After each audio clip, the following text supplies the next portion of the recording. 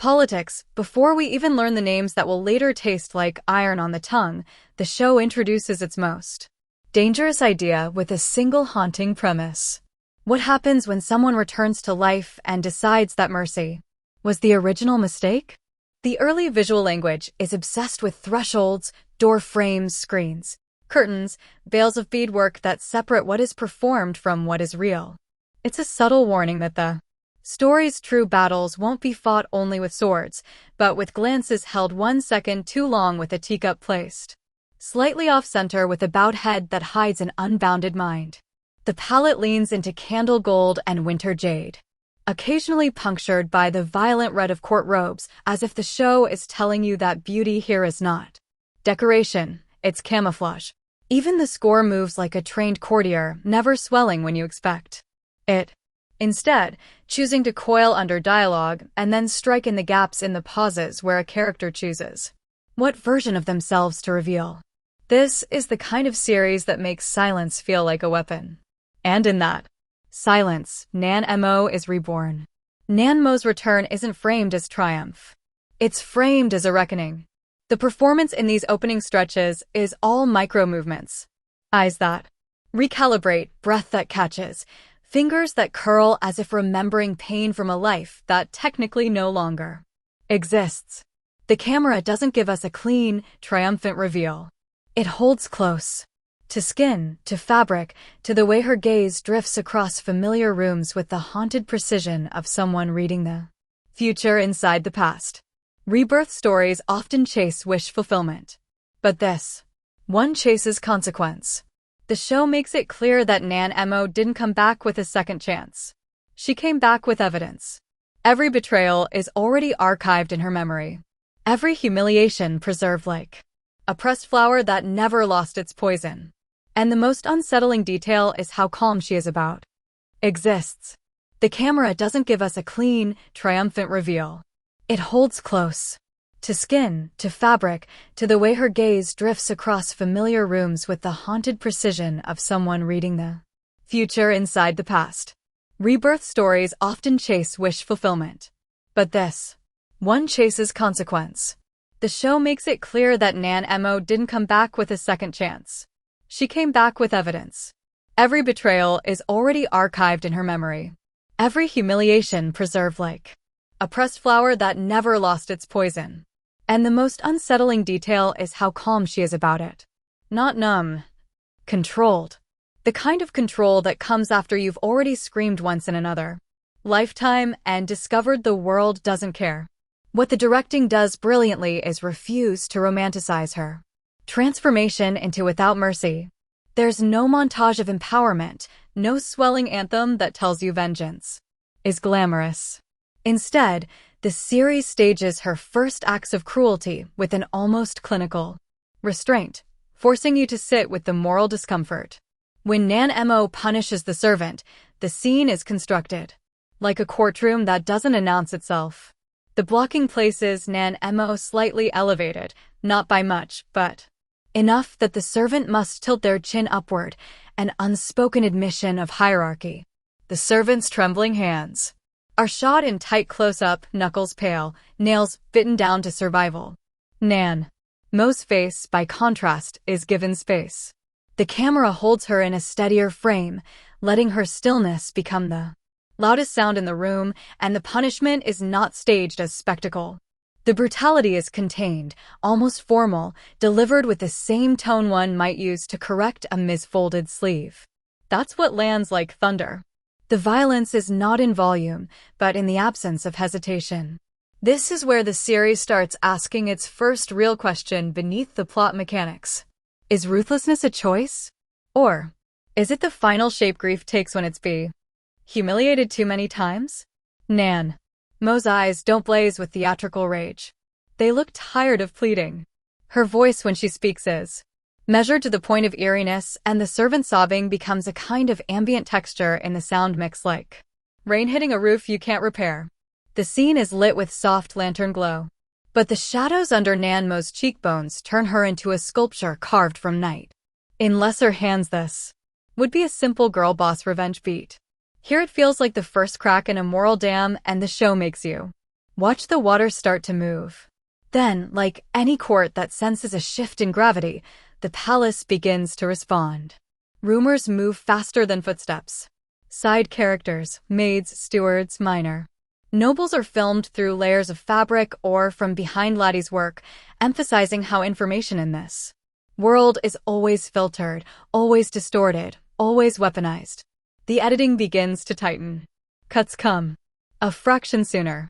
Reaction shots linger a fraction longer, building the sensation that the building itself is holding its breath. And standing at the edge of this growing disturbance is Byung Nan Mo's older brother, a man whose authority isn't merely inherited, but performed with the confidence of someone who's never had to question whether the world belongs to him. Bishying is introduced with an economy that's almost cruel. The show doesn't need to tell you he's dangerous. It shows you how others behave around him. Conversations die when he enters. Knees bend faster. Smiles arrive like shields. The actor plays him with a calm that is not peace but entitlement. His gestures minimal. His gaze direct. His tone softly patronizing, as if kindness is something he can afford because he believes he will never be challenged. The cinematography frames him with symmetry. Pillars on either side. Attendants balance like ornaments, making him look like a centerpiece in a room designed to worship structure. And into this carefully arranged portrait walks Nan Mo, the stain that doesn't wash out, the memory that refuses to stay buried.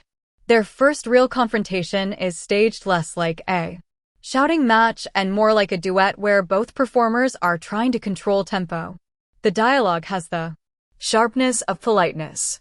Words are chosen not for what they say, but for what they imply. Bishying speaks as if he's offering guidance, as if his sister's strange change is a phase to be corrected. Nano listens with the calm of characters trade bars. You're watching two worldviews fight for ownership of the same air. And then there's Chan. Chan, an intruder, not because she's an outsider, but because she understands exactly how to become indispensable. Her intrigue is not flamboyant, it's surgical. When she appears, the lighting subtly changes, softer on her face, a gentle diffusion that makes her look like a painted ideal. Costumeering places her in colors that suggest innocence, pale blossoms, and gentle hues, while the writing ensures that every sentence she speaks has a second hook inside it. The actress plays her with a sweetness that feels practiced, like a melody she knows people want to hear. But the show is careful. It never makes her a cartoon villain. By Chan's manipulations are rooted in ambition shaped by survival. She's learned that in a world like this, morality is often just a story the powerful tell to keep everyone else obedient. Nan Mo recognizes her immediately, not only the person, but the pattern. That's the true advantage of rebirth in this narrative. Not foresight as a supernatural cheat, but the unbearable clarity of having already been fooled by the same smile. Their scenes together are some of the most deliciously tense. In the early arc, because they're both performers, both aware of the performance, both pretending not to notice the other person's script. The camera often frames them in mirrors or reflective surfaces, doubling their images, hinting at the theme of duplicated lives and repeated tragedies. Dialogue becomes a chessboard. Compliments that are actually warnings. Concern that is actually bait. An offer that is actually a trap. And Nanmo, now, without mercy, doesn't merely dodge. She sets counters quietly with the patience of someone who understands that the court rewards those who let their enemies believe they're winning. One of the series' most compelling strengths is its control of rhythm. It knows when to rush and when to linger, when to let line land and when to let a look replace a paragraph. In a key sequence whereby Chan tries to orchestrate a small social humiliation, something subtle, something deniable, the show shoots the scene like a ballroom of predation. The extras become a living wall of eyes. Laughter is carefully mixed, slightly too crisp, slightly too present, as if mockery has been amplified by architecture. Nanmo's reaction is not immediate. The camera holds on her face as she processes the trap. Then it cuts to her hand smoothing her sleeve. a tiny gesture that reads as composure, but also as preparation. When she speaks, the room shifts. Her words are polite, but the meaning is a blade drawn slowly from a sheath. The humiliation doesn't land on her. It reverses, ricochets, finds its way back to the people who thought they were safe behind their smiles. And the series doesn't let you forget the cost of this transformation. Nanmo's victories are not celebratory. They are isolating. After the court disperses, after the laughter fades, the show often returns. Her to private spaces where the lighting cools and the sound design empties out. You hear fabric rustle. You hear distant footsteps. You hear the faint crackle of a candle. These scenes are essential because they reveal the loneliness beneath her composure. Mercy, for all its risks, connects people. Ruthlessness, even when justified, makes everyone keep their distance. The show lingers on Nuevo, standing alone, looking at her own reflection, and you can sense the internal bargain she's making. She is trading warmth for safety, softness for control, intimacy for survival. And the tragedy is that she seems to believe there was never another option. As the political pressure builds, the narrative widens its lens. We begin to feel the empire beyond palace walls.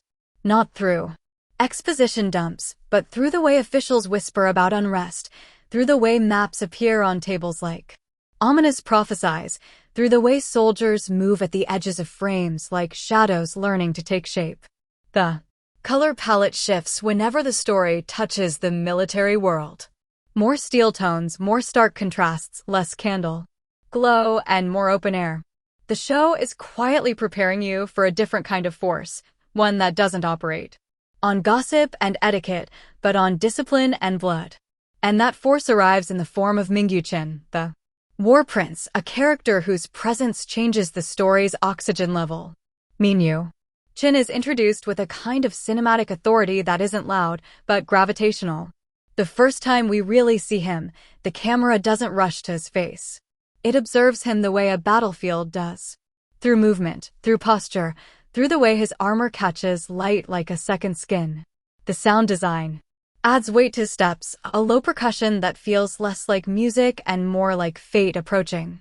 He doesn't speak much at first, and the show understands that restraint can be more seductive than charisma. His eyes carry the fatigue of someone who has seen too much death to be impressed by court theatrics. When he finally does speak, the voice is steady, not performative, and you feel the contrast immediately. Nanmo's world has been built on implication. Myukin's world has been built on consequence. The brilliance is how the series refuses to make their alliance feel like instant romance or convenient teamwork.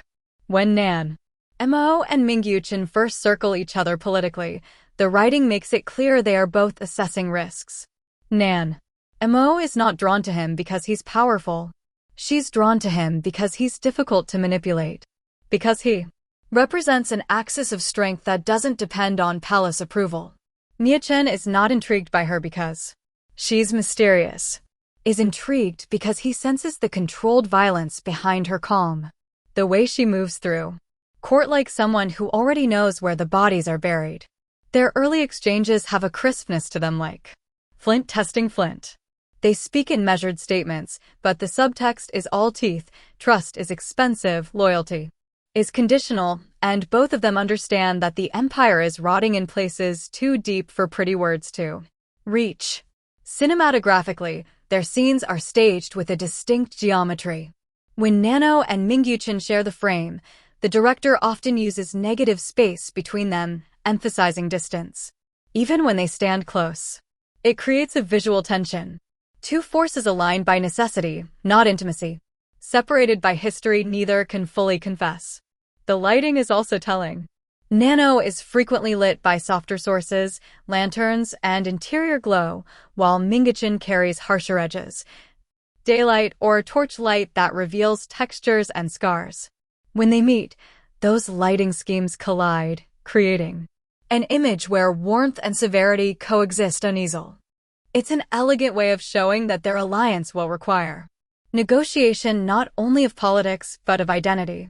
And then the rebellion begins. to hum under the floorboards of the story.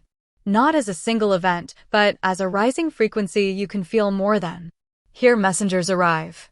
Breathless military reports are delivered with tightened jaws. The score begins to incorporate distant drums, faint at first like thunder that hasn't reached the city yet.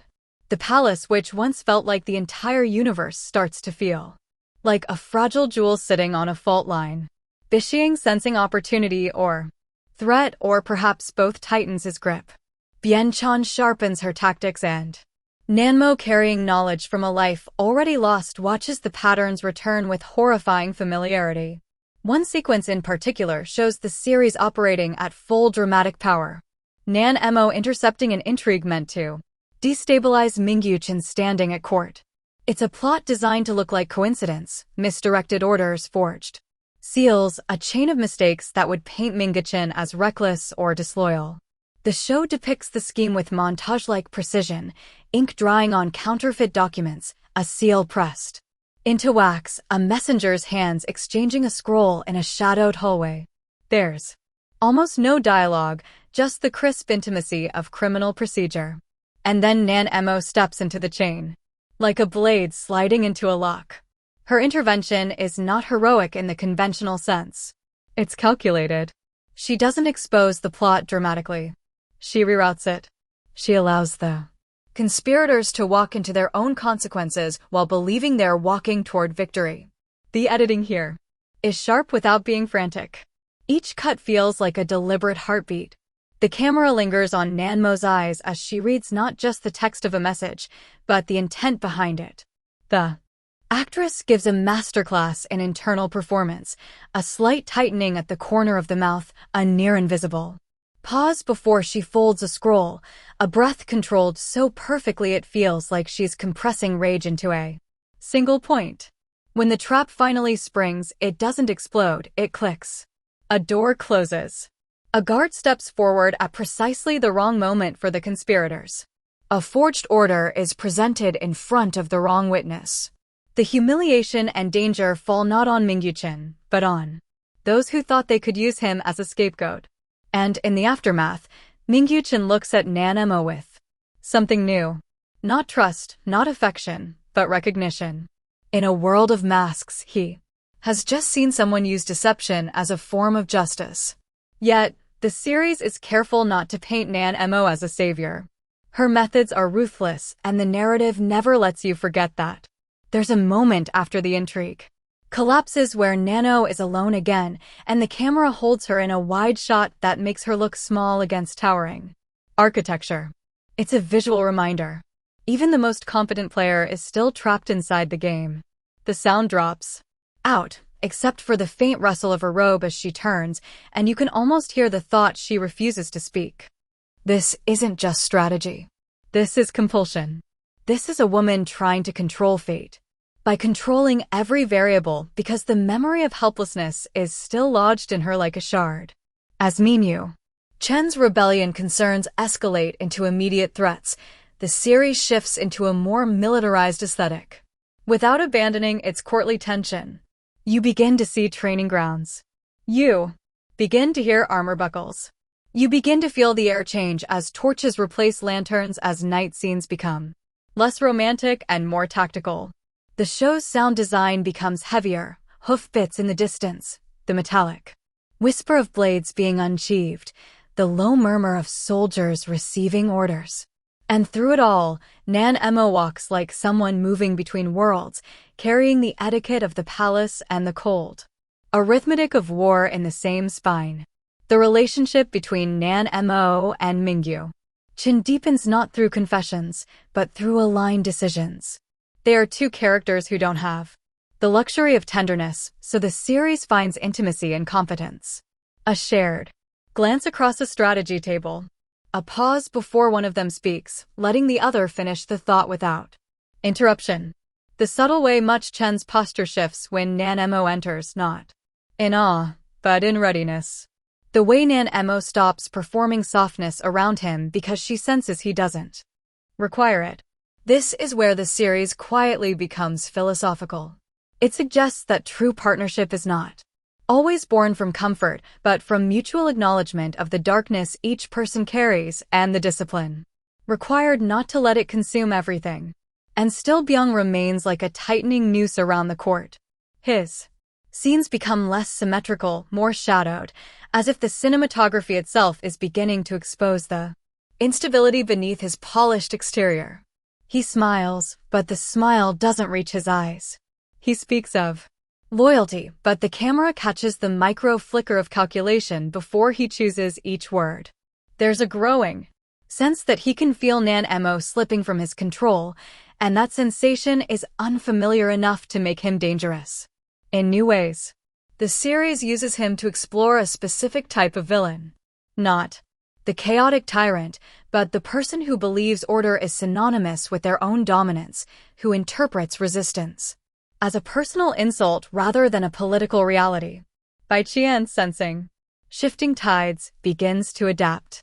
The show portrays her adaptability as both intelligence and desperation, and that complexity is what keeps her from becoming disposable. She isn't merely plotting to harm Nan Mo. She's plotting to secure a future in a system that discards women like decorative fans once they've served their purpose. That doesn't absolve her, but it sharpens her. In one particularly tense exchange, Nan Mo and Bien Chan speak with perfect politeness, while the camera slowly pushes in, compressing the space until their faces fill the frame like opposing blades. The background noise of the court fades, replaced by a faint rising tonal pressure in the score, and you realize the show is making you feel what the characters feel. The awareness that one wrong syllable could detonate everything. And then comes the moment where Nan Mo's ruthlessness stops being a personal survival mechanism and starts becoming a political philosophy. It happens in a scene that on paper is simple, a meeting, a dispute, a decision. But the way it's filmed turns it into an ideological turning point. Nan Mo is presented with an option to spare. Someone who participated in an earlier betrayal, someone minor enough to forgive without consequences, someone whose punishment would seem excessive. The room is lit softly, suggesting the possibility of mercy. The camera waits. The editing slows. The actor playing the accused delivers desperation with raw, unvarnished fear. Tears catching the light like tiny frantic prayers. And Nan Mo listens, her face unreadable, as if she's weighing not the person, but the precedent. When she finally speaks, the sound drops just slightly, as if the world leans in. Her words are not cruel for the sake of cruelty. They are cold with intention. She understands that mercy inside a palace like this is interpreted as weakness, and weakness is an invitation. Yet the show frames the decision so that you don't cheer. You don't feel triumphant. You feel the loss of something human. Something that might never return. The punishment lands and the camera does not cut away quickly. It stays long enough for you to absorb the aftermath, for you to feel the reality of consequence rather than the thrill of revenge. And in that lingering, the series reveals its true seriousness. It is not selling violence as entertainment. It is examining what violence does to the soul of the person who wields it. Mingachan's response to Nan Mo's choices is equally nuanced. He does not scold her, and he does not praise her. He studies her the way a commander studies weather, recognizing patterns that might save lives or end them. Their alliance becomes more explicit as the rebellion shadow grows larger, but the show keeps threading doubt through every scene. Can two ruthless people build something that isn't just another form of tyranny? Can a throne claimed through blood ever become a seat of justice? The series doesn't answer. It lets the questions haunt the compositions, the spaces between characters, the unspoken pauses after plans are made. As the mid-season momentum builds, the palace begins to feel less like a stable world and more like a ship taking on water. Corridors that were once immaculate now feel claustrophobic. Lantern light flickers more aggressively, casting unstable shadows that make faces look unfamiliar. The score introduces harsher instrumentation, strings that scrape rather than sing, percussion that arrives like warnings rather than celebrations. Even the pacing of dialogue changes. People speak faster, interrupt more, conceal less effectively. It's as if the approaching conflict is stripping away the court's ability to pretend it has control. And then at the edge, praise her. He studies her the way a commander studies weather, recognizing patterns that might save lives or end them. Their alliance becomes more explicit as the rebellion shadow grows larger, but the show keeps threading doubt through every scene. Can two ruthless people build something that isn't just another form of tyranny? Can a throne claimed through blood ever become a seat of justice? The series doesn't answer. It lets the questions haunt the compositions, the spaces between characters, the unspoken pauses after plans are made. As the mid-season momentum builds, the palace begins to feel less like a stable world and more like a ship taking on water. Corridors that were once immaculate now feel claustrophobic. Lantern light flickers more aggressively, casting unstable shadows that make faces look unfamiliar. The score introduces harsher instrumentation, strings that scrape rather than sing, percussion that arrives like warnings rather than celebrations. Even the pacing of dialogue changes. People speak faster, interrupt more, conceal less effectively. It's as if the approaching conflict is stripping away the court's ability to pretend it has control. And then at the edge of everything comes a message that doesn't just threaten Nan Mo's position, it threatens the entire foundation she's building her new life upon. It arrives not with fanfare, but with a quiet dread of inevitability, a sealed report delivered at night, the kind of document that makes the torch light feel suddenly insufficient. Nan Mo breaks the seal with a hand that does not tremble, but the camera catches the faintest tightening in her jaw as she reads. Minuchin stands nearby, silent. His presence a wall against panic. Yet, even he shifts his weight when he sees the color drain from the faces of the attendants. The words on that scroll are never read aloud immediately because the show understands a crucial rule of suspense. Sometimes the most terrifying sound is the one you imagine. Nano lift. Can see the slightest shift in the muscles along her cheek. A microscopic betrayal of emotion from a woman who has trained herself to become unreadable.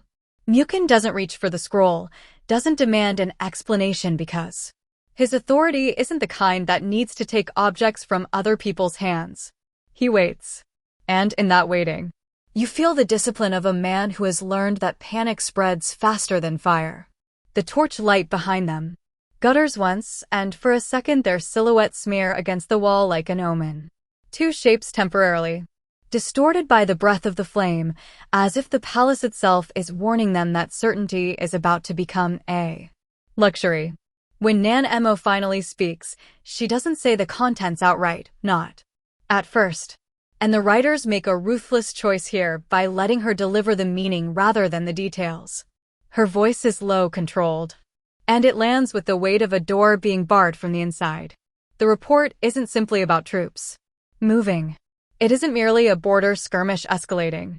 It is proof that the rebellion has already touched the court, that the enemy isn't approaching from the outside like a storm you can watch roll in across the plains, but is already living in the walls, breathing in the same perfumed air as the nobles, smiling at the same banquets. There's mention of forged dispatches bearing a familiar seal, supply routes redirected with signatures that should not exist, and a meeting location written in code that Nan Mo recognizes. Not because she's brilliant, but because she has died once already, and she remembers the shape of the knife before it entered her back. The direction treats this realization like a slow eclipse. The frame gradually darkens as the torches burn lower, the camera inching wider to emphasize how exposed they are in a room that moments ago felt private. A gust of wind slides under the doors and the flame bends, throwing shadows across the officials' faces like sudden moss. Then the palace is already lost. Much gaze shifts not to the attendants, but to the architecture, scanning corners and rafters the way a commander scans a ridge line. And the show gives you this delicious, terrifying beat where you realize the war prince is not worried about the rebellion as a concept.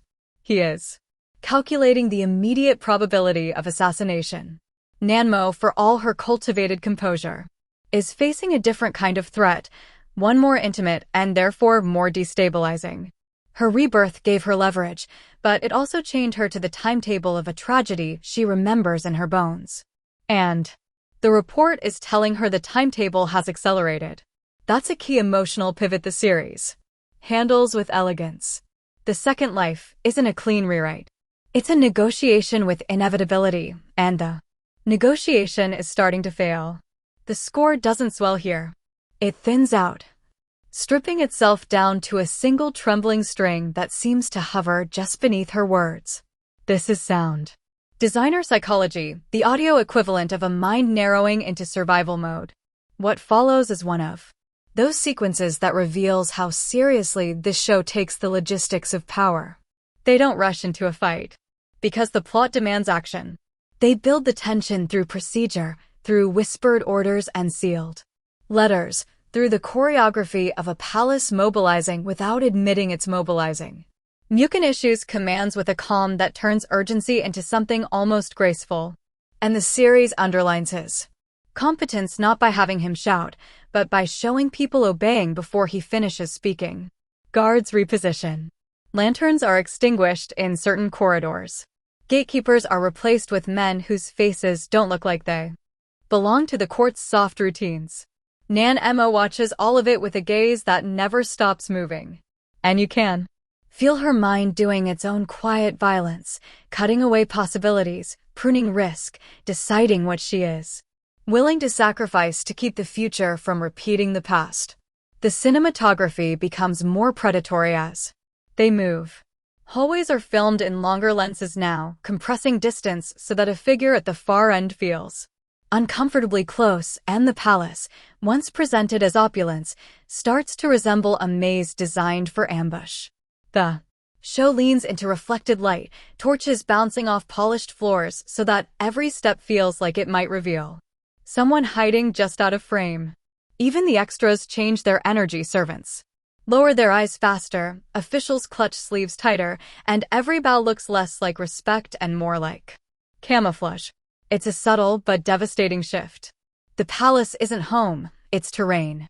Nan Mo and Mingichen's next conversation happens not in a grand chamber, but in a narrow half-lit passage where the walls press in and the ceiling feels low enough to trap breath. It's an intentional staging choice that mirrors their reality. They're running out of space to maneuver.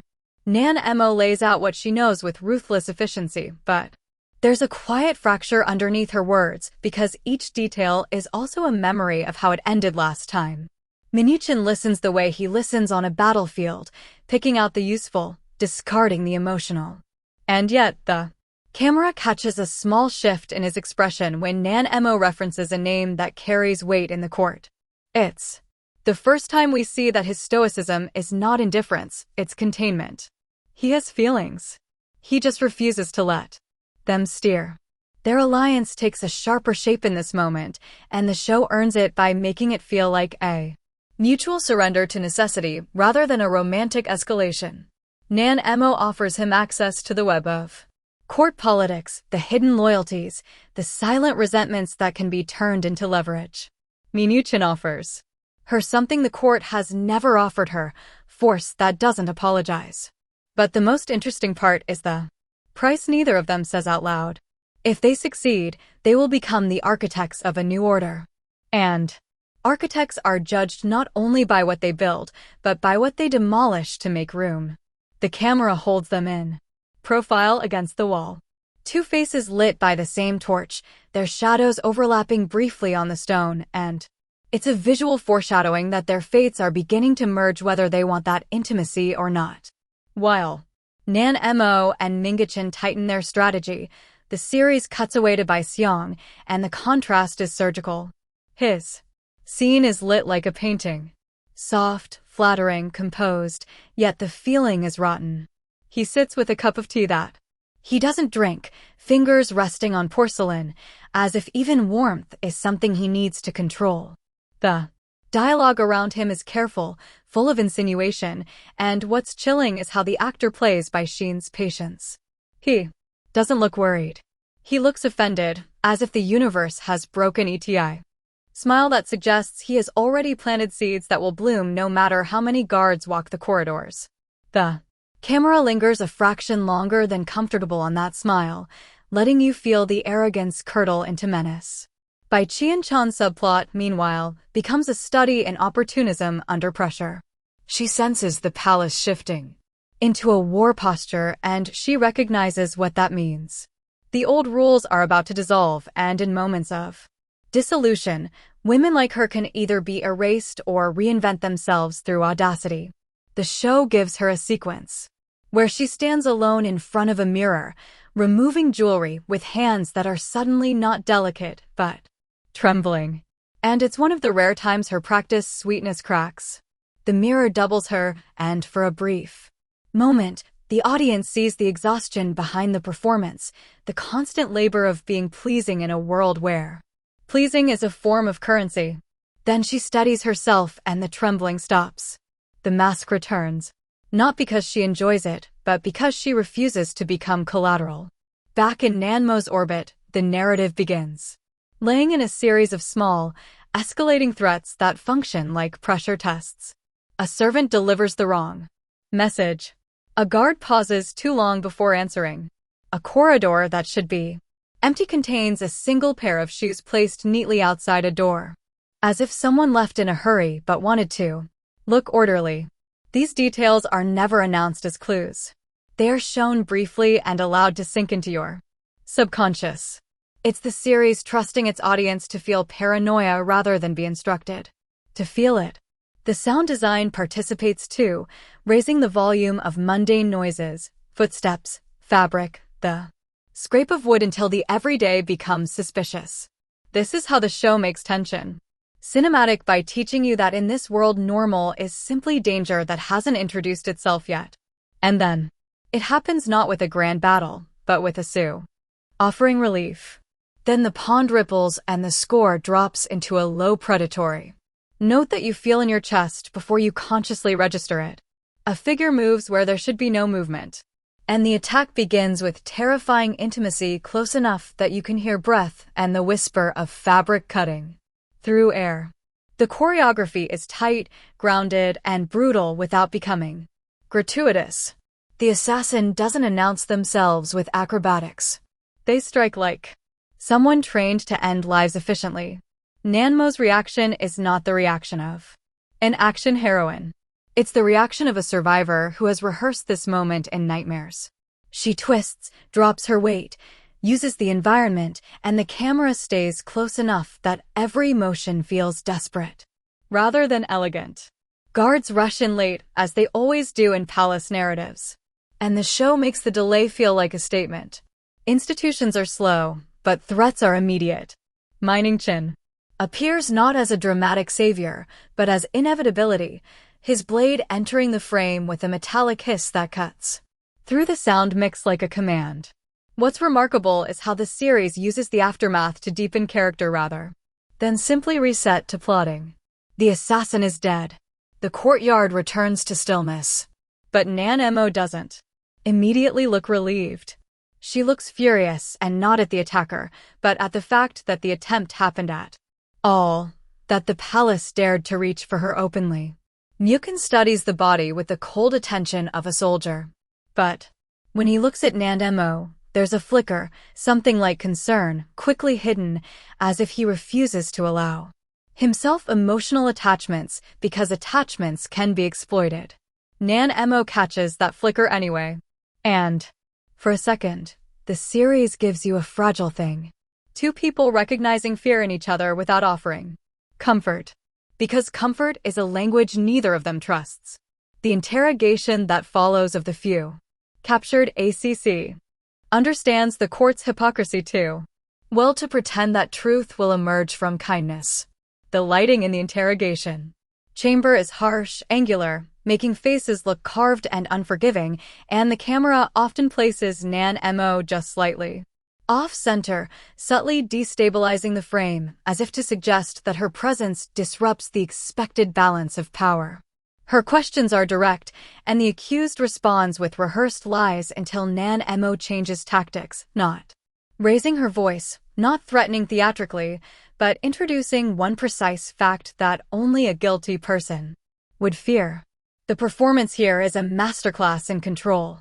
Nanmo's actor barely moves, letting the other character unravel themselves in the space her stillness creates.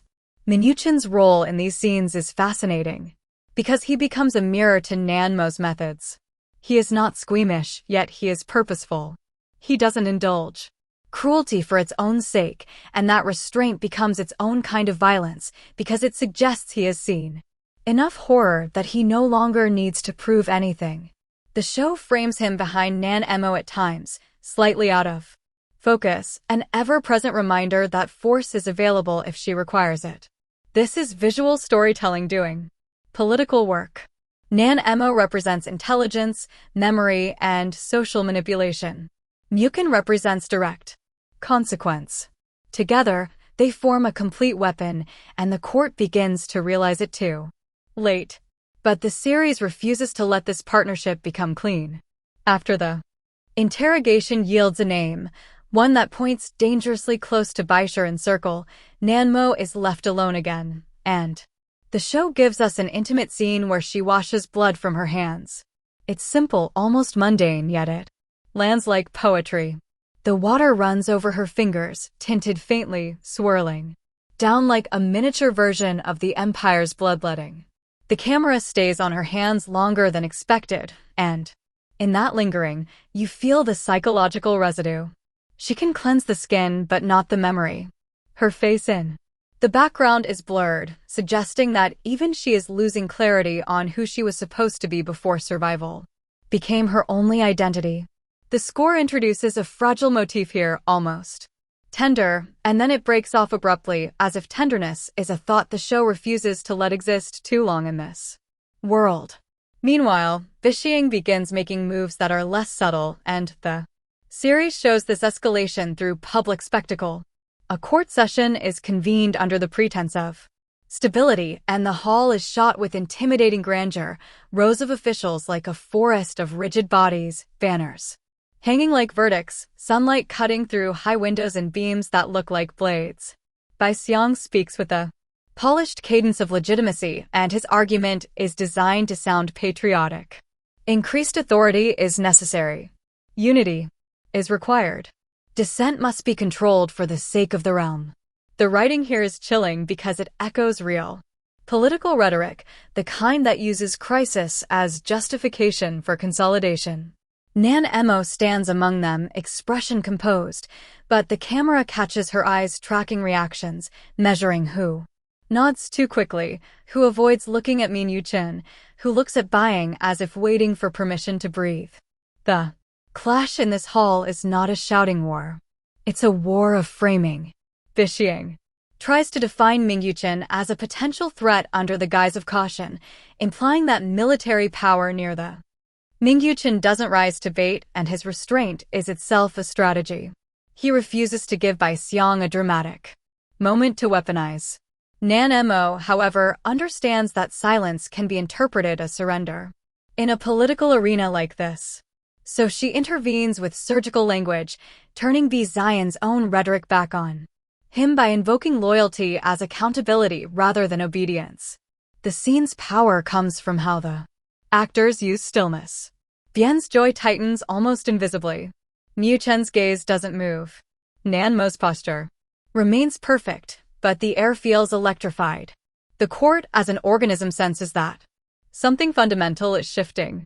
The series' craftsmanship shines in the way it treats the crowd as a character. You hear the collective inhale when Nanmo speaks. You see the subtle ripple of officials exchanging glances. You feel the fear of people trapped between factions, knowing that choosing wrong will cost them everything. The camera moves slowly along faces, capturing panic disguised as neutrality, ambition pretending to be loyalty, and genuine integrity hiding behind lowered eyes. It's a reminder that in stories about thrones, the most important battles are often fought in the hearts of those who will later claim they were always on the right side. And then the rebellion finally steps out of rumor and into reality with a sequence that feels like the series expanding its lungs. We cut away from the palace to the outskirts, and the visual palette shifts hard, colder air, broader landscapes, a sky that looks like it has been scraped clean of comfort. The sound design opens up too, replacing interior hush with wind, distant horns, the clatter of armor, horses snorting clouds into the dawn.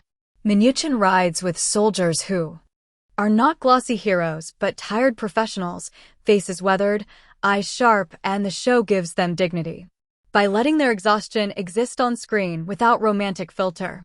Nan Mo's presence in this space is electrifying because she does not belong here by traditional narrative rules. And yet the series makes her belonging feel earned through willpower. She's not there to be protected. She's there because the war is political and politics is her battlefield. A strategy council takes place in a tent, lit by firelight, and the cinematography turns the canvas walls into a claustrophobic womb of decision. Map spread across a table like open veins. A dagger pins down a corner where a key route is marked, the blade glinting as the fire shifts. Muchchin speaks in concise, actionable terms. But Nan Mo's contributions are different. She identifies which local lords will betray, which supply lines will mysteriously fail, which ally will demand payment in the form of marriage proposals or hostages. The men around the table react with a mix of skepticism and awe. And the show doesn't make this about gender triumph. It makes it about the horror of how well Nan Mo understands corruption. Her knowledge isn't academic. It's scar tissue. There's a moment in this tent where Mingyuchin and Nan Mo argue quietly, intensely about a tactic that will save lives now but create resentment later. Myukin prioritizes immediate containment. Nan Mo prioritizes eliminating future threats. The writing makes their positions feel equally rational and equally frightening. And that's where the series becomes truly rich. It isn't asking you to pick a hero. It's asking you to examine what leadership requires when the world is already burning. Their faces are lit by the same fire, but the shadows fall differently on each of them. Minga Chen's features carved into stoic angles. Nan Mo's eyes reflecting flame like someone staring into something familiar. The argument ends not with victory, but with compromise, and the show treats compromise as its own kind of wound. When the first major clash of the rebellion arrives, the series films it with an emphasis on confusion rather than choreography. The battlefield isn't a clean stage. It's smoke, mud, shouting orders, swallowed by distance. The camera stays low at times near the churned earth, capturing boots slipping, blood-darkening soil, banners collapsing like broken promises. Minuchin moves through the chaos with terrifying clarity. And the actor sells it not through flamboyant heroics, but through economy. Every swing purposeful, every command precise, every glance calculating terrain and morale in the same instant. The score here doesn't drown the scene in triumphant brass. It pulses with dread, letting the sound of steel and screaming remain uncomfortably present. War is not a backdrop. It is the cost of every political decision made in silk halls. Nan Mo's role during this battle is where the series takes a bold turn. Instead of giving her a sword and pretending she's suddenly a warrior, it places her where her true power lies in decision-making under pressure. She coordinates evacuations, redirects messengers, identifies a feint before others see it, and when a traitor within their own ranks attempts to sabotage a retreat, she confronts them with a coldness that feels almost supernatural. The camera isolates her in that moment, narrowing focus so the battlefield noise dims and all you hear is her voice, cutting through the panic. She doesn't plead. She doesn't threaten theatrically. She states consequence like a law of nature. The traitor's face collapses into fear and you realize the most terrifying thing about Nan Mo is not that she is cruel, but that she is convinced cruelty is clarity. After the battle, the series gives you no immediate catharsis.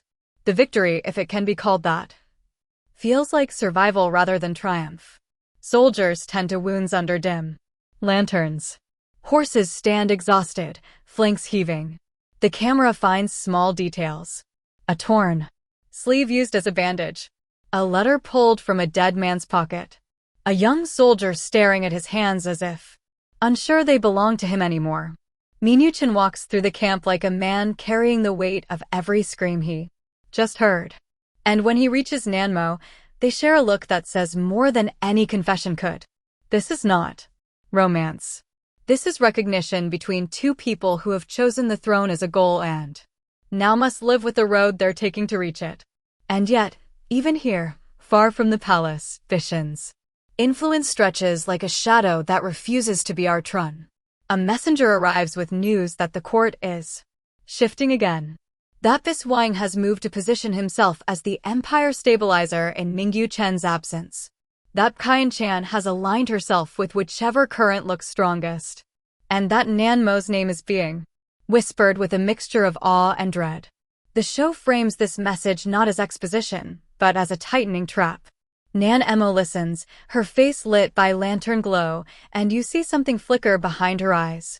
Anger, yes, but also a deeper fear that the war outside is only half the battle, that the real war is waiting back in the halls where smiles can kill without drawing blood. The episode's final stretch, in the way the series paces its crescendos, begins, setting up a return to the palace that feels like walking back into a beast's mouth. Nan Emo stands at the edge of the camp at night, staring into darkness where the horizon swallows the last hint of light, and the cinematography frames her against a sky heavy with cloud, making her look both powerful and painfully alone. The score becomes minimal again, a thin thread of sound that seems to tremble like breath in cold air. Much approaches, not close enough to invade, not far enough to disappear, and the space between them feels charged with everything. They refuse to say that the throne is getting closer, that the enemy is adapting, that the cost will keep rising, that mercy might be the one resource neither of them can afford. A final courier arrives before dawn with a single sealed strip of silk marked with a symbol that makes even Mingachin's hardened expression sharpen into something darker. And as Nan Emo takes it, the camera cuts to her eyes widening just slightly, not with surprise, but with the recognition of a nightmare returning in a new disguise. Because the seal isn't from a rebel lord at all. And it isn't from Bayan's office either, but from the inner chambers of the palace itself, the place where secrets are supposed to be safest. Suggesting that the next strike won't come from the battlefield, but from the heart of the throne. In the glow of a world built on silk and steel, Ahli Waris Tanpa's Kasihan Merebut walks into our imagination like a blade drawn. In a quiet prayer hall, voice lowered, eyes unblinking. It is a series that breathes old smoke and new fire in the same exhale. A fable of power waking up inside a woman who knows the price of being soft. Here at Scenecraft Review, we enter its chambers not as tourists, but as petitioners asking for truth from the throne. The show's very title arrives like a decree, promising severity with purpose, promising a sovereign forged by ash and refusal. There is no invitation more dangerous than the promise of a second chance in a court that feels like a living machine. One that eats the unwary and polishes the brutal into legend. The first time we hear Nan Emo breathe, the sound is damp with fog, and the frame is an altar of pale stone breathing with the cold. The director holds an almost monastic stillness, a static shot with a candle already dying at the frame's edge. No thunderclap announces her return. The camera refuses spectacle and finds her face as if it has been waiting there all along. Raindrops play on the roof with the precision of an old metronome, a rhythm that becomes a composer's leitmotif throughout the series, translating fate into percussion. The palette leans into bruised blues and muted whites, the gray of a morning that hasn't decided whether to forgive the night. A DY thread spirals out from somewhere just off camera, and then silence swallows it whole as Nan Emo opens her eyes and remembers everything. The shot doesn't cut because time in that moment is a single piece of silk and scissors would be an insult. We witness a rebirth not in fire, but in the resignation of eyes that have looked through years and chosen not to blink. She inhales like someone calibrating a blade. And when the cut finally lands, it is to a corridor that looks like a throat made of lacquer and lanterns. The politics of breath matters here. Under the harsh lighting of the early episodes, Nan Mo's lungs seem to slow the world down. Every inhale, every measured exhale is a refusal to be hurried by panic, by nostalgia, by the expectation that she ought to perform. Innocence. She passes servants who stare at the ground as if the tiles were a second sky for people with less air than they need. Shadows move carefully along the grain of the pillars. More than any line of dialogue, the camera's refusal to rush becomes her first declaration of power. She walks through that corridor, knowing how she died before and why softness was an expensive myth. It prints in our minds an essay about the geometry of the court, straight lines for appearances, nested frames for secrets, the long vanishing points, reserved for those who don't intend to turn back. When the punishment arrives, it is cruel in the way surgery is cruel. Not desecration, but incision. Nan Mo summons a servant who once poured tea too early for a guest who came too late. A small act that betrayed a larger order. In a lesser story, we would watch blood and marvel at the audacity of shock. Here we watch discipline breathe through the voice of a woman who refuses melodrama. The camera hangs low at first, observing feet positioned with the courtesy of ritual, then slowly ascends to frame Nan Mo and the trembling servant within a tight axis, where every glance is a verdict. She speaks quietly, and the sound design tilts toward the smallest textures. The faint brush of sleeve against sleeve. The faint rattle of porcelain on a lacquer tray. The punishment is not physical. Manipulate was already altered by Nan Mo days before her rebirth. She had left messages for herself in absence of memory. Proofs that even softness once lived inside a plan. That early confrontation is a signal flare fired in reverse. It lays out the grammar of this court. Error is not a narrative arc. It is an arithmetic the powerful used to count their dead. The show trusts us to count with it. The score swells not with rage, but with a hollow drum, like a heart that has learned to beat without permission.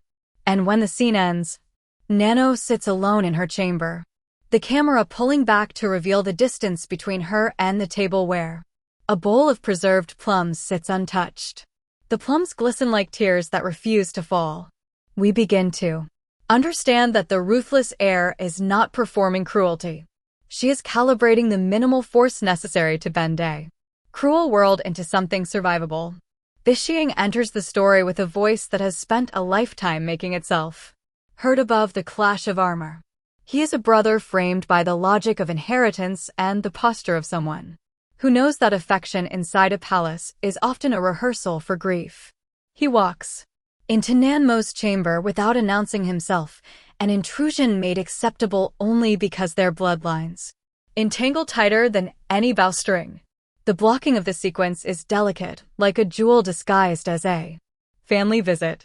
He stands between her and the window. She sits where the light favors her, sharpening the corners of her face until every expression looks like strategy. They are chess pieces in a game where the board had been drawn by other hands and other centuries. The camera creeps forward like a polite predator. He tells her that in this life, she cannot play the fool and outlive the day. And in his voice there is a threat he thinks is dressing as advice. She pours him tea with the care of a surgeon preparing instruments she might never use. The sound of steam fills the gap. Where loved one's room for storms. They do not bow. Their eyes do the work that rituals pretend to do. The scene is an area written for two voices that refuse to sing above the other. He tells her he has no patience for thrones. She tells him that victory without a throne is a meal eaten without salt. He places a ghost stone on the board between them. She doesn't touch the ghost stone. She moves the board. The audience understands that neither of them is common in the way palaces insist people should be common. One tall enough to see the horizon, the other small enough to pass under the door while holding a crown like a knife. The cinematography shifts in their scenes together. The color cools at the edges. Blues and slate grays closing in the lantern light taking on the sincerity of a confessional. The director uses longer lenses compressing space until the distance between people seems to be made of a dense material called intention. Their dialogue dances without metaphors, and then builds an intimacy not through touch but through silence. When they walk the battlements later, the fog coils around them like a secret still deciding whether it wants to be told. He tells her nothing about his childhood, because he's carrying too much now to risk remembering. She tells him everything except the facts. Their partnership is an improvisation on the theme of necessary cruelty, and you feel the series go from compelling to inevitable as their scenes stack into strategy. Crucial to the power of Ahli Waris Tanpa Belas Kasihan Merebut Takhta is its aristocracy of tiny sounds. The score lush in places and aesthetic. In others never instructs us to feel. It lets us overhear feelings trying not to be audible. Nuevo's theme is a fragile motif on the gutchin, a descending minor third that almost always begins confident and ends on a note that sounds like it has been interrupted by the memory of someone dying. Minuchin's motif pushes upward on the eru a lean interval stretched to near breaking a refu. Notice it without condescension. By the end of the season's first arc, the palette leans hard into winter whites and iron grays on the battlefield, while the palace keeps its lacquered reds precisely because blood must look like it is visiting, not at home. Costumeering achieves its own politics. Nuevo begins in a robe, the color of moonlight filtered through water, soft, sly, almost hospitable. Her sleeves trail a touch too long. A visual echo of a woman trained to soften her edges so people forget she has them. Over time, the garments darken not into theatrical black, but into the infinite in-between of charcoal, shale, storm. Patterns recede from florals into geometry, from vines into lines, as if her clothing is rewriting itself from garden to map. Minuchin's armor looks like a philosophy of weather. Cloud patterns carved into steel, leather. Straps worn to velvet by the habit of war. Bai Qianchan's wardrobe is a thesis about the inhuman patience of water. Pale greens and silver threads that ripple when she nods, like a pond teaching itself how to deceive the moon. And Baiyan's outfits are always almost caught appropriate, but some stitch or tie always rebels a cuff. Turned up an inch too far, hair too loosely bound, the sign of someone whose body resists softness even when he's trying. The way faces tell the story in this series is an education in restraint. The actors perform the absolute minimum visible work required to break our hearts, and then they do less. Nuevo's micro-expressions are a choreography of eyelids and breath. When she lies, her blinks delay by not more than one heartbeat. When she is betrayed, air stops behind her collarbone instead of in her throat and notice it without condescension. By the end of the season's first arc, the palette leans hard into winter whites and iron grays on the battlefield, while the palace keeps its lacquered reds precisely because blood must look like it is visiting, not at home. Costumeering achieves its own politics. Nuevo begins in a robe, the color of moonlight filtered through water, soft, sly, almost hospitable. Her sleeves trail a touch too long. A visual echo of a woman trained to soften her edges so people forget she has them. Over time, the garments darken not into theatrical black, but into the infinite in-between of charcoal, shale, storm. Patterns recede from florals into geometry, from vines into lines, as if her clothing is rewriting itself from garden to map. Minuchin's armor looks like a philosophy of weather. Cloud patterns carved into steel, leather. Straps worn to velvet by the habit of war. Bai Qianchan's wardrobe is a thesis about the inhuman patience of water. Pale greens and silver threads that ripple when she nods, like a pond teaching itself how to deceive the moon. And Baiyan's outfits are always almost caught appropriate, but some stitch or tie always rebels a cuff. Turned up an inch too far, hair too loosely bound, the sign of someone whose body resists softness even when he's trying. The way faces tell the story in this series is an education in restraint. The actors perform the absolute minimum visible work required to break our hearts, and then they do less. Nuevo's micro-expressions are a choreography of eyelids and breath. When she lies, her blinks delay by not more than one heartbeat. When she is betrayed, air stops behind her collarbone instead of in her throat and a rest of oxygen that reads as composure. She smiles only with one corner of her mouth and the camera. Obliges by catching the other side of her face in darkness. Minuchin avoids the easy gravitas of a warlord. He speaks with the vertical posture of someone too tired for performance, but too alive for surrender. His gaze is heavy without being cruel. He listens as if preparing a map from sound. Bai Qianyuan's hands tell her entire story. Line. She touches her hairpins when she's lying. Taps the silk at her waist when she's telling only part of a truth. And tightens her fingers when kindness is being weaponized. And Bishan's jaw ticks exactly once. During his most devastating scene. A self-betrayal so microscopic that it registers as a moral event. The editing honors the complexity of this court through a rhythm that respects the dignity of patience, but never lets you forget a blade is always being drawn in the next room. Cuts happen when thought completes, not when voices stop. Lots. Consequences of one scene survive into the next like rumors refusing to be contained by doors. There is a sequence where Nan Mo reads a ledger in the silence of morning while Mingachin instructs a young soldier in the wind of dusk. The two moments overlapping until figures on paper become men on the field. The series makes this kind of contrapuntal editing its signature, turning crosscuts into ethics. In a later episode, the battle's roar fades into the quiet of a tea house where Qian Chan orders plum wine, and the sound of the cup placed on wood has more violence in it than the catapults. The editing trusts us to notice the continuity of harm. Everything that happens in Ahli Waris Tanpa Kasihan Merebut Takhta contains a double. The show plays a very long game with mirrors, teaching us to see how power reproduces itself by Echko. When Nano punishes the servant, we think she has become the palace that killed her. When she refuses to sign by Sheen scroll, we think perhaps she remembers mercy. But the series refuses that binary by presenting a world in which survival is not a moral arc but a practical art. Mercy is not a feeling. It is a resource, redistributed at risk. Cruelty is not a vice. It is a price paid upfront so others do not pay later. The show keeps asking a nearly unbearable question. If a world has already condemned itself by being built like this, how does one live without becoming the condemnation? In one of the most intimate scenes, Nan Mo returns to a shrine at the palace's edge, where she remembers weaving garlands with a girl who never became a woman because the court had better uses for her. The shrine is a small room with walls that sweat in summer and freeze in winter, a space so honest that pretending in it feels like blasphemy.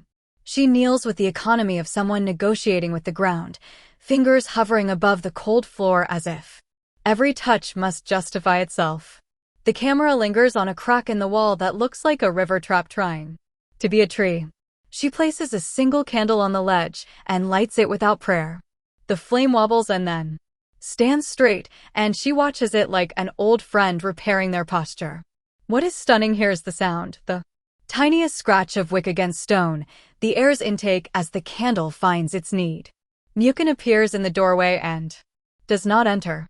A respect so absolute that absence becomes a form of presence. They don't speak. The scene ends without closure because grief here is not a narrative beat. It is a weather pattern. The rebellion, which could have become a happens in Ahli Waris Tanpa Belas Kasihan Merebut Takhta contains a double. The show plays a very long game with mirrors, teaching us to see how power reproduces itself by Echko. When Nano punishes the servant, we think she has become the palace that killed her. When she refuses to sign by Sheen scroll, we think perhaps she remembers mercy. But the series refuses that binary by presenting a world in which survival is not a moral arc but a practical art. Mercy is not a feeling. It is a resource, redistributed at risk. Cruelty is not a vice. It is a price paid upfront so others do not pay later. The show keeps asking a nearly unbearable question.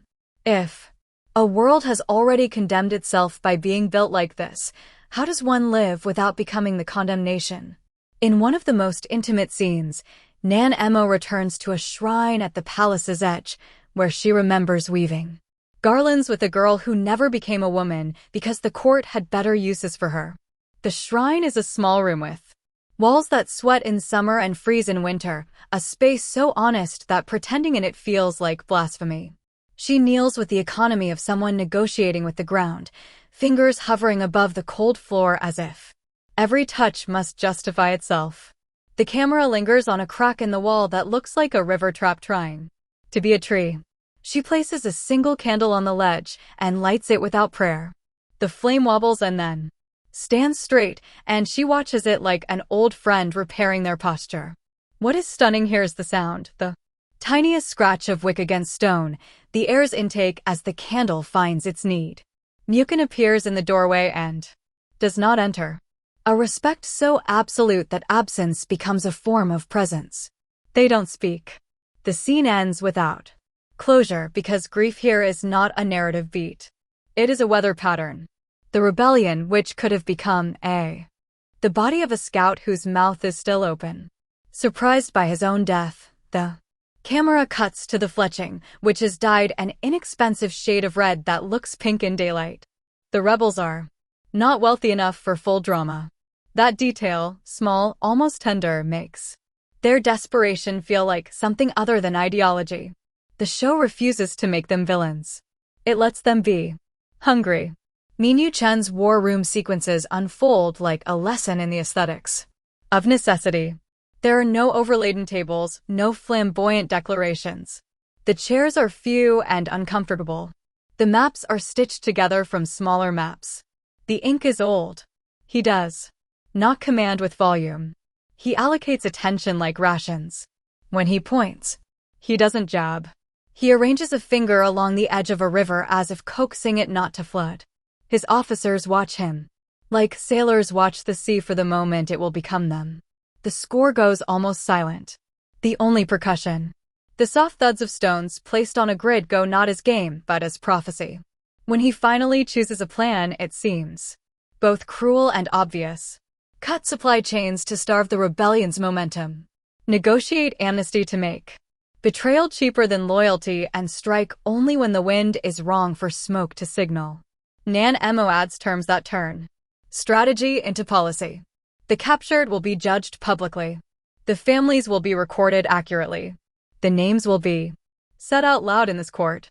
Saying a name is an act of power as decisive as spilling blood because being named is how some people survive. The battle itself is the series' most cinematic orchestration. And yet it avoids every spectacle that would cheapen the cost. The camera never rides with the arrows. It rides with breath. Horses pant, boots slip. The fog swallows meaning and returns it in pieces. The boughs creak like old doors. Bodies move in formations that feel heavy with rehearsed dread. Men stepping where men have stepped before them, dying in patterns they learn by Weck. Camera is losing blood. And then in a gesture that might be this show's most quietly devastating move, the sound falls away entirely, and we see a rank of soldiers advancing through smoke with no score, no screams, only the flutter of banners like birds trying to warn a sky. The cutback to noise is an injury you can hear. Back in the palace, Bai Qian-chan decides that chaos is a ladder and then discovers it is also a mirror. She moves to open a gate not with her hands, but with timing. She orchestrates a delivery of grain that arrives at precisely the wrong hour. When the guards are busy, when relief looks like attack, the shot composition in these sequences is a clinic in using depth. Qian-chan walks along a corridor where the background remains stubbornly in focus. Every figment of her plan visible. Behind her like the ghosts of other plans. She has a partner in this, an official who thinks loyalty should be rewarded with proximity to power. He is beautiful in the way some men become beautiful when they are sure they will win. The director refuses to give them the romance of late-night conspirators. Their conversations are conducted while walking briskly as if they are already late to the future. When the gate finally moves, it does so with a unwilling groan of a door that has too much history in it to open politely. And just as the heavy iron edge clears its threshold, the shot widens to reveal Nan Mo standing outside in the rain carrying an umbrella she will never use. That confrontation, the rain drafting twin curtains on the shot, is theater disguised as weather. Nan Mo never raises her voice, never presents evidence, never accuses. She simply waits while the rain does the arithmetic of guilt on their faces. Water is the frame's dominant texture. It washes what it can and reveals what it can't. Qian-chan tries to smile and finds that her mouth refuses to stage softness under this much gravity. The official steps forward to speak and finds that words attached. Ledger. She doesn't punish them in public. Not yet. She lets the rain finish first. Mercy here is letting people prepare their faces for the shame their families will never forget. The show's most nerve-splintering suspense does not occur on battlefields or city walls, but in the routines of administrative violence. There is a sequence where Nan Emo reviews petitions. Past midnight. Each thin stack of paper carrying a village's entire breath on it. Her attendants light a new candle. Every hour like a ritual designed to make time visible. The score goes to a single gajong string plucked with the care of a mother waking a sick child from sleep. The camera becomes an intimacy machine, tracking not faces, but hands, the ink staining the ridges of her thumb, the narrow crescent of candle wax fallen onto the corner of a petition from a widow with 5 sons now 4. The drama is not whether she will keep reading. It is whether we can bear watching someone not look away. When she pauses, it is not because she is tired. It is because every decision is a small act of war. The political becomes physical in this scene, and so does the spiritual. If we are to believe this series into reality, we must also believe that the weight of a throne lives in wrists, shoulders, spine. This series is obsessed with the ethics of looking. It asks whether seeing is merely perception or a moral action, whether witnessing is enough to count as help. The camera chooses to look where the characters cannot bear to. When a rebel's young runner is caught against a stone wall, the lens refuses the easy cutaway. We watch his panic translate itself into breath that fogs in winter air and then dissipates unremembered by the stone. A guard hesitates for a heartbeat and then doesn't. Later, Nano listens to the account, her face static, and we watch. Understanding arrive like dawn behind a mountain slowly, and then all at once. She orders that the runner's family receive a year of grain, an act that feels both. Memories of her being smaller than the burden she now carries without trembling.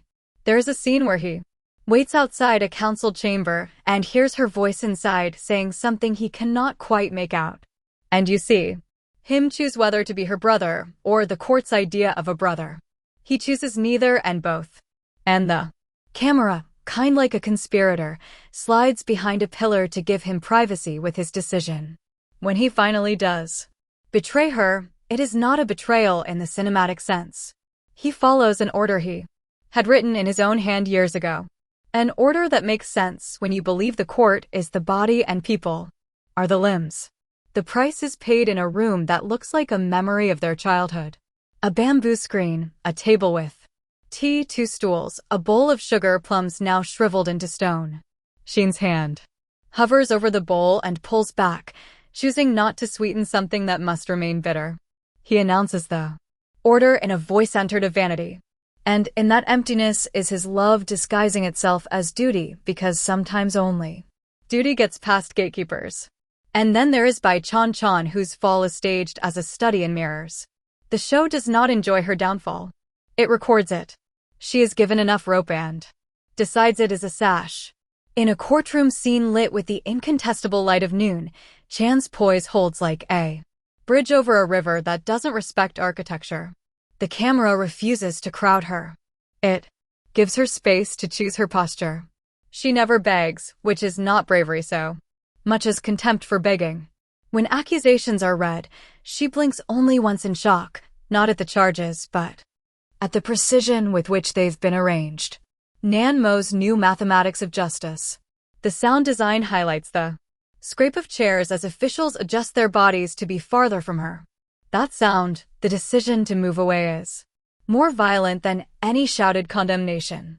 Nan Mo delivers the ruling not in anger, but in the tone of a weather report for a storm that has already arrived. Chan will not be executed. She will be sent to a monastery where speaking is forbidden, where her mouth will finally rest. The judgment is a masterpiece of narrative economy. Nan Emo understands that some people deserve to live with the sound of their own unspoken sentences, and that silence can be a heavier chain than iron. It is in the aftermath of Chien's sentence that the central thesis of Ahli Waris Tanpa's Kasihan Merebut, but Takhta hardens enough for us to see it with unflinching clarity. The series is less about victory than about the administration of aftermath. Every triumph spills its own quota of wreckage. Minuchin oversees rebuilding with a pragmatism that looks like faith. He is not sentimental about roofs or people. He is exact. He assigns engineers based on results, not lineage. A ruined bridge receives new beams that are heavier than before, and the camera lingers to watch men test their weight like judges of a court only gravity can convene. He halts the execution of a rebel quartermaster because the man is better with logistics than anyone on their side. Mercy reprud as strategy. Nan Emo reforms tax codes with the mind of a surgeon who knows how much pain a body can absorb and live and how much it cannot. She inflicts what must be inflicted and stops when stopping is the point where lives continue. The series treats policy with the tension of sword play because in this world the pen is not mightier than the sword. It is the sword the body survives. There is a moment that broadens the show's scope from palace to people, and it arrives without warning like a show up in places where power forgets to check on the people it claims. This is the romance of the series, if it has one, a shared decision to look at the same horizon and call it by its true name. When the Ascension's possibility is finally spoken out loud, the light in the palace changes and never returns to the way it was. The court, a tired machine, dreams of new lubrication. Ministers lean forward. Consorts rehearse their smiles. Corridors hum with the gentle terror of rearranging themselves. Nan Emo's steps become slower, not because she wants to savor the route, but because the floor is memorizing her feet. The crown, an object too heavy for the head that must hold it, is taken from a velvet box and placed somewhere the camera refuses to show directly. We see it reflected in water, the golden shape deforming in ripples like an apology for everything it will cause. Minuchin does not touch it. He stands at a respectful distance and studies the ceiling beams as if the architecture could offer advice. Before the ceremony, a scene of deceptive domesticity breathes like a sigh at the end of a long sentence. Nan Emo sits at a table with a bowl of congee, the steam climbing in soft ribbons. She eats slowly, pausing between bites to look at the shape of the spoon. A maid whispers something with her head bowed near the floor. Words so quiet they feel like they were spoken to the wood. The sound of sandals outside punctuates time. A moth knocks itself against the lantern. Tries again, learns nothing, tries again. Anyway, a drop of congee falls back into the bowl and makes a small crown in miniature as it splashes. The image makes you think of the coronation. Makes you think of how crowns are just objects until heads invent them into meaning. The series is too wise to beat you over the head with metaphor. It lets your mind wander and the air visible. And for a breath, the world is Mozand. And the camera refuses to let us see the words. We are forced to read her face, which becomes a country with weather we cannot name. Her breath changes just once, and in that shift is everything we thought we understood rearranging itself into something more complicated than a throne. Behind her, a step in the corridor stops. The lantern outside flickers like a heartbeat, beginning to hurry. Minuchin's shadow occupies the threshold, not entering, not leaving. The sound of drums from the coronation courtyard arrives like the distant memory of thunder, seeping through the walls, steady, inevitable, counting down time like a system that doesn't need human hearts to function. Nan Emo folds the letter back as if the act could fold the past into a shape that would fit inside her pocket without bleeding through. The camera tightens until only the edges of her eyes and the river of her breath remain in frame. It is at that exact edge, her fingertips still on paper, the drums insisting there is no More time for what is personal, that the candle in the room draws a long inhalation of air, flickers with a reluctance that reads like a soul, and the frame surrenders to its own darkness. When the screen exhales into black, the drums keep going like a memory that refuses to obey walls. And in that held darkness, the series does something that few have the nerve to attempt. It lets our eyes become instruments. Lets our ears become the camera. We listen to distance tighten into the shape of duty. And then the door opens on a corridor that remembers how to cradle footsteps. Nanmo emerges with the letter folded into a square small enough to hide in a sleeve and heavy enough to tilt the wrist. Her face is a geography lesson rewritten by weather, the kind of bone deep poise that suggests not serenity but decision. She does not look toward Ming Yukin as he steps aside. She does not have to.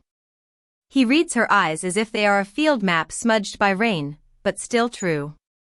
The director Carrie refuses spectacle for the sake of awe, opting instead to render power intimate enough to frighten. Banners hang heavy with last night's rain. Their embroidered dragons resigned to a gravity that even myths obey. The crown rests on a raised platform alone as a question nobody wants to answer first. And before the pageantry can teach itself the steps, the show slips in its quietest razor. The camera pans, finding Mingyu Chen's position in the crowd, not on the Ds, but among the soldiers. No armor, only that indigo that tells the truth about roads and wounds. His hands are empty of weapon and full of history. He does not push forward. Power must invite him, or it is not power he wants. Nanmo pauses at the first stare and lets silence mature into a decision.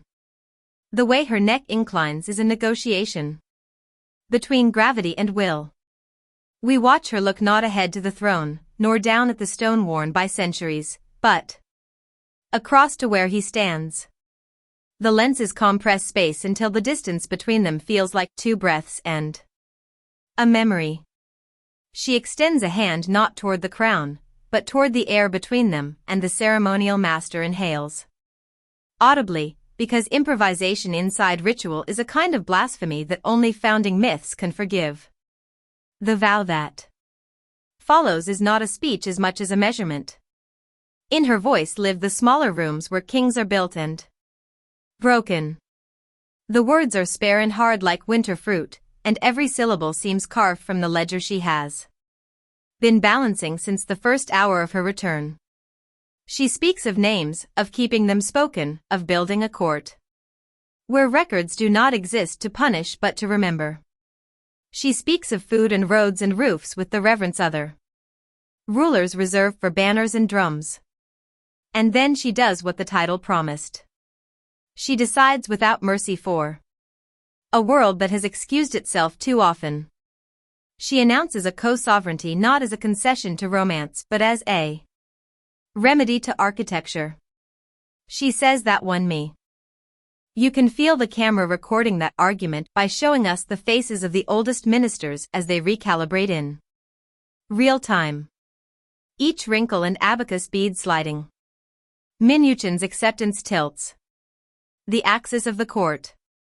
He answers with what looks like refusal until you notice it is a different dialect of honor. He kneels a small tilt more than a collapse, and the shot holds on his hands, deciding where to rest on the stone. He does not take the offered rope of silk that binds consorts to thrones. He takes a length of plain cord cut from a solder's kit, ties it around his wrist, and then mirrors the knot around Nanmo. The camera presses in so close the fibers become a field of war and harvest, and the knot looks like a bird in flight. If you squint the way grief makes a squint in bright light. This is not the wedding the court wanted. It is the contract the story needed. The strings of Gutchin and Eru meet for the first time without ceding ground to the other. The harmonics rub until they find a third sound neither knew how to make alone. And you know a composer earned their keep with that bar. Light as ever. Behaves like a thinking character. The clouds slip their veil and allow a narrow river of sun to find the both of them precisely as the knot cinches. Gold does not flood, it selects. Dust in the beam makes. Watches hands mop and sleeves dab and shows as governance not as pronouncement but as cleaning. The series knows what all good stories know, that history is made as often by people with cloth in their hands as by people with steel. The ethics of looking, which the series has taught with such care, reaches its exam. In the central square beneath the new tablets carved with names, a grandmother traces her son's character with a finger. Until the stone warms. Nanmo watches from a distance that reads as respect and self-protection in equal measure. She does not interrupt or console. She looks. A child tugs Mingachan's sleeve to ask if the birds on the tablet can are know where to put it down. What do we carry forward? Because forgetting is another kind of treason. Formally, the last episode writes a love letter to negative space. Rooms that used to be choked with people now have air. The throne room is often empty when the camera arrives. Power lives in the corridors now in the annotation of margins. The score leaves notes hanging like clothes on a line to dry, fluttering but not lost. The editing privileges hands and windows, the places where intentions pass into action and where inside learns what outside is doing. There is a moment that will haunt any attentive viewer. Nanimo alone in the shrine sets a candle for the girl who never became a woman. The flame steadies as if it has learned courage from watching other lights refuse to die. She does not pray. She closes her eyes and the screen pulls in so close we can see the tiny pulse at her temple. The body's quiet insistence that life is stubborn. When she opens them, there is a bird on the sill, a real one this time, small enough to escape the weight of metaphor. Dark eye reflecting light. It looks at her and then away and then back. It does not fly when she moves. Sometimes the world collaborates. The battle that by all structural right should have been the climax is reproposed as case study. A border skirmish erupts months after the rebellion's official end. Like a forgotten ember, the remembered fire is cheap and ruin expensive. The show resists the urge to grandstand. It gives us maps again, cold breath again, the reliable grammar of command under pressure, soldiers who looked like boys. And boys who looked like stories. The real center of gravity is a decision not to march. Minuchin waits for a night wind to shift smoke away from a village before lighting the signal torches. It's nothing. Perhaps it's everything. The camera shows us the wind as the movement of fabric on a line and the surface of water against a boat. The U does not blare to celebrate mercy. It simply holds. A woman touches stone and smiles. Bishiang rides along a ridge and looks down at a valley that does not care about his titles. Chan waters a thin plant that has learned to begin again inside a courtyard that forgot how to lie. Minyu Chen bends to tie a child's shoe. Nanimo signs her name with a brush that no longer shakes and looks up at a calendar whose days will not be kind, but will be earned. Over all of it, the crown above the throne catches the first clean beam of sun, a ring of metal, having learned how to be symbol rather than shackle. The very last scene circles us back to the room that started our apprenticeship in patience. The altar of pale stone is not an altar anymore. It is a table for letters. The candle lights itself because the hand that lights it has become invisible in our memory. We only see flame and intention. Nanimo takes from her sleeve a letter with the bird seals and healed tear. Lays it beside a new sheet. She writes, and we do not need to see the words to know that they are for someone who will wake up in a body that remembers too much or not enough. She writes with the presumption that time can be instructed. The camera does not intrude. It abides. The ink bleeds into the paper with the dignity of a tide arriving exactly when it said it would. She pauses, smiles, a private smile that could be grief, finally finding its seat, or joy finding a way to dress in court colors. She sands sprinkles the wet lines and blows gently, and the grains lift as if the whole page is breathing. The flame bends toward her breath and then away. And then something universal and tiny happens. She places a second sheet underneath. Not to copy, not to protect, but to promise herself there will be more where this came from. The drums do not come back. They are unnecessary now. The frame breathes once, twice, and the world closes its eyes the way only a thing that trusts itself can. What Ahli is Tanpa Belas Kasihan Merebut Takhta accomplishes in its closing movement.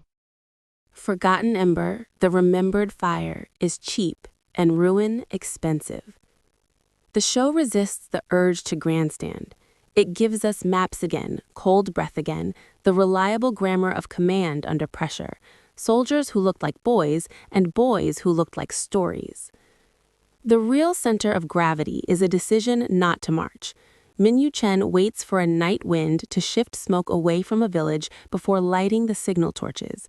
It's nothing. Perhaps it's everything.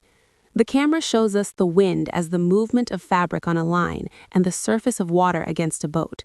The ooh does not blare to celebrate mercy. It simply holds a note long enough for us to know it takes work to carry it. And then the world returns to policy, which is this show's chosen battlefield. Tax relief reaches a mountain whose name only goat herders know. A road is diverted to spare an old grove because the wood has held the bodies of many men who chose shade over fighting. Criminal sentences are made legible enough for a farmer to understand. The registry of births and deaths begins to be read out loud in Market Square, so that childhood and absence are given equal space in the public mouth. Some of it works, some of it does not. The series does not lie about that. A petition arrives asking for a thing that seems simple and turns out to be complicated, and we watch power learn the humility of delay. The romance, if that is the word we can use for something that looks less like fire than like shelter, reaches its crescendo in a place that refuses music. Night on the battlements is the series' favorite hour, and here it shows why.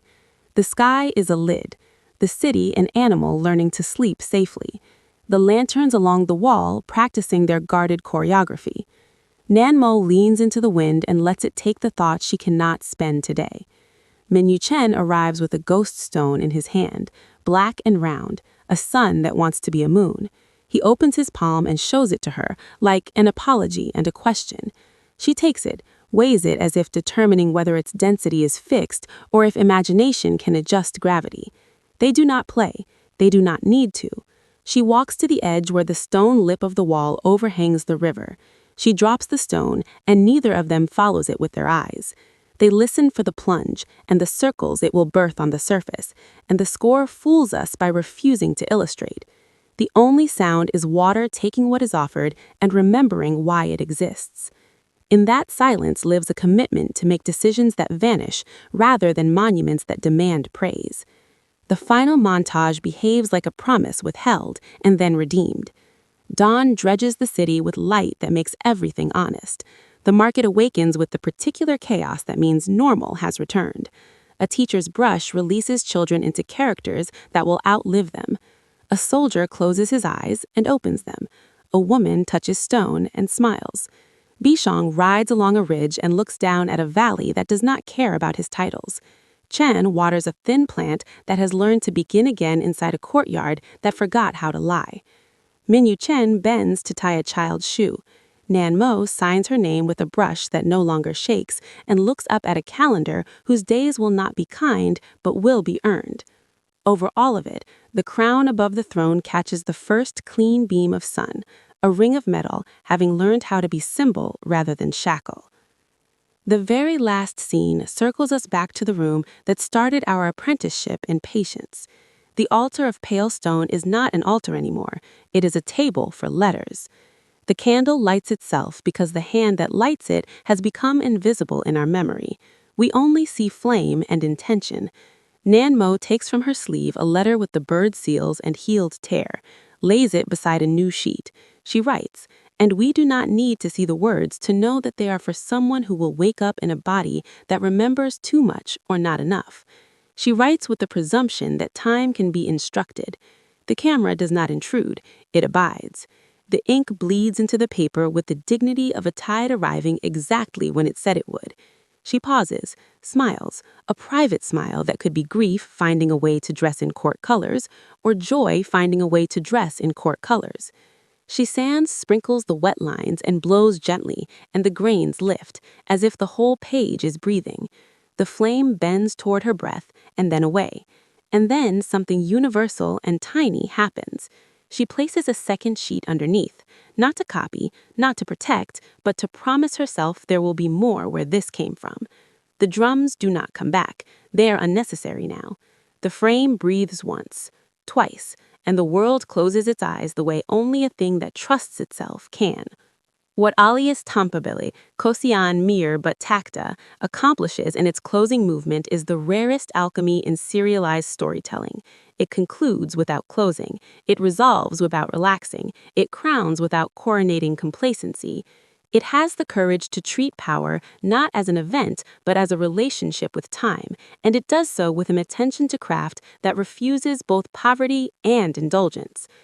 The show is assertion, made in choices of light, sound, and the actly art of withholding, is that survival is not the end of the story.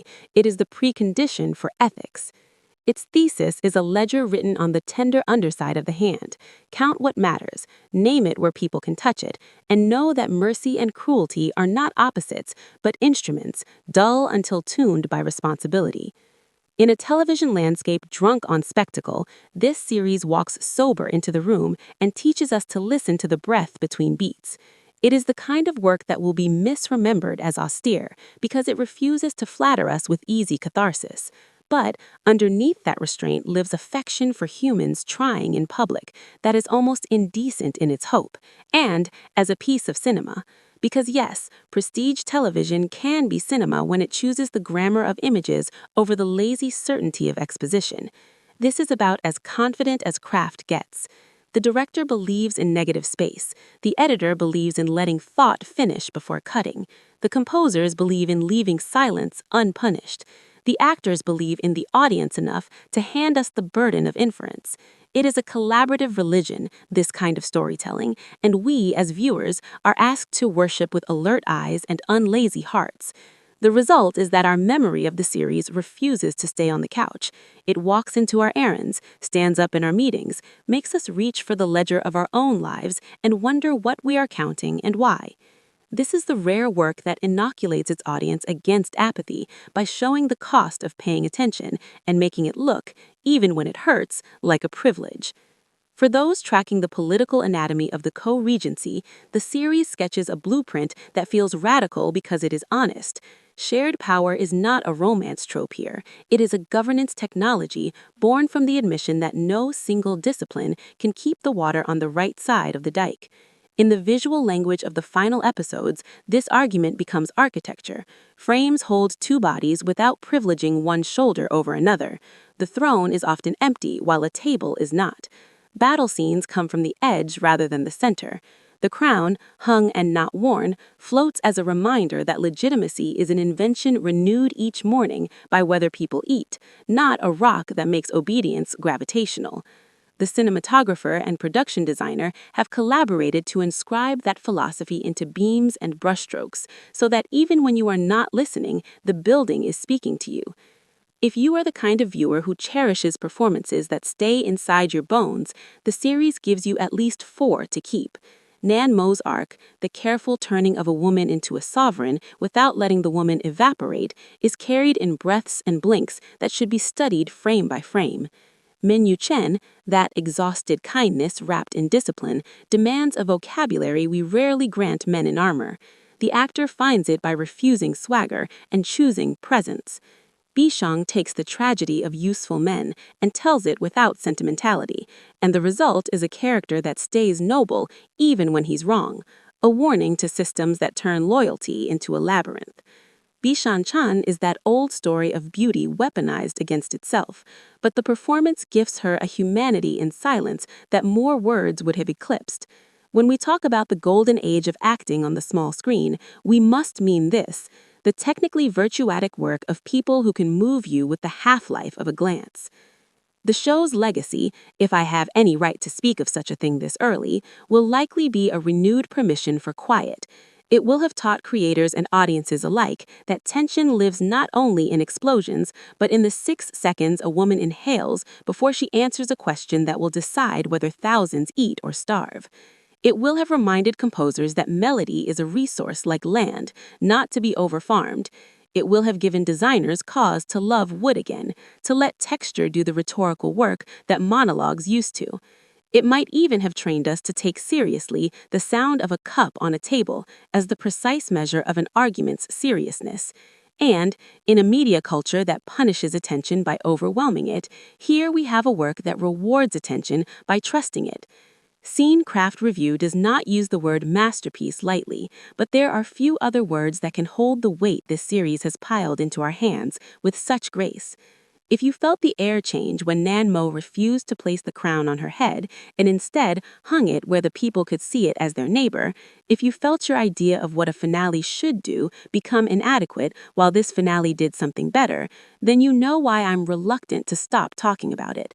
This is a series that has the discipline to end a season not on victory shout, but on the kind of silence that makes you reach for a pen. It has the humility to let our imaginations do the final threading.